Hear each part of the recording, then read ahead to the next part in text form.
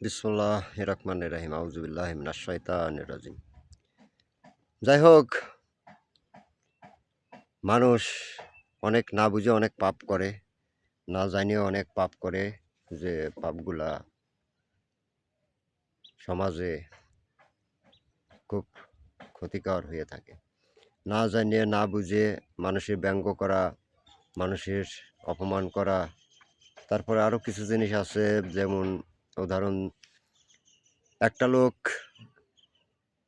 একটা পাপ করছে, সেই পাপ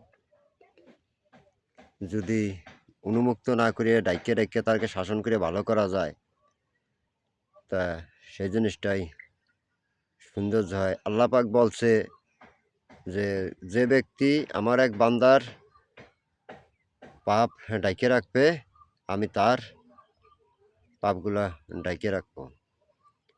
কোনো ব্যক্তি যদি কোনো লোকের ইজ্জত সম্মান নষ্ট করে, আল্লাহ পাক নিজে স্বয়ং তার ইজ্জত সম্মান নষ্ট করে, সম্মানীয় লোকের সম্মান। আবার এর ভিতরে আবার সেই কথা আবার উল্টো পাল্টায় নিয়েন না কেউ, কারণ কিন্তু অতি পাপিষ্ট, যে অতি পাপিষ্ট না।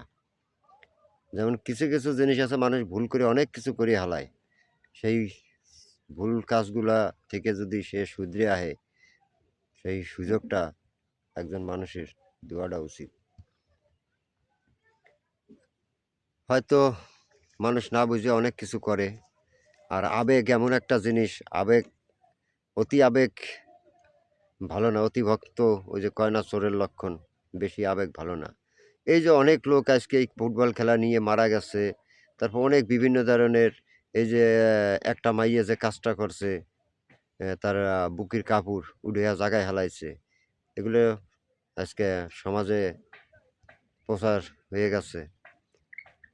বুন্ডে, তুমি হয়তো স্বামী আছে কিনা জানি নিয়ে, যদি স্বামীর ঘর করো, মা হবা, তখন এগুলো নেটে থাকবে, তোমার এগুলো দেখবে, তোমার সন্তান মানুষের দ্বারা কী জবাব দিবে কও।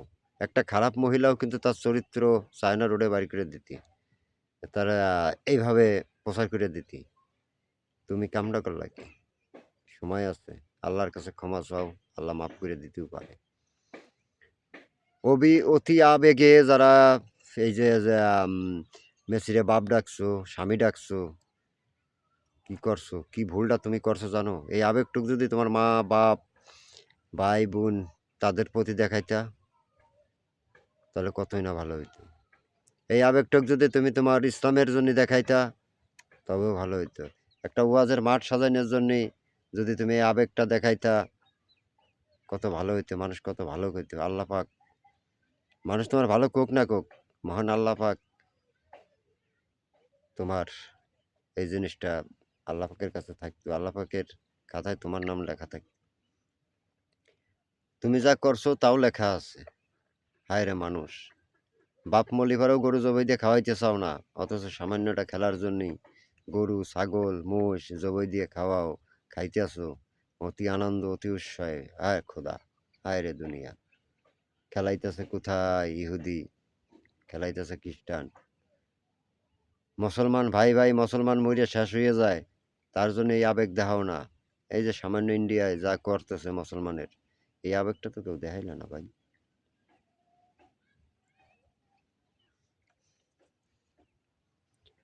জানি যে আবেগ দেখায় কোনো লাভ নাই, কিছু করতে পারবে না, কারণ আমাদের রাষ্ট্র ছোট রাষ্ট্র, আমার কি আছে, কি নিয়ে প্রতিবাদ করবে। কিন্তু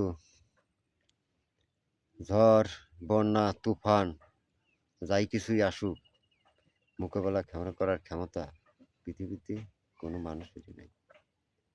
যিনি দেন তিনিই নিয়ে যান, তাই আর কি বলবো, দুঃখের কথা। বাইরে এখন সময় আছে, সাবধান হয়ে যাও, হুঁশিয়ার হয়ে যাও।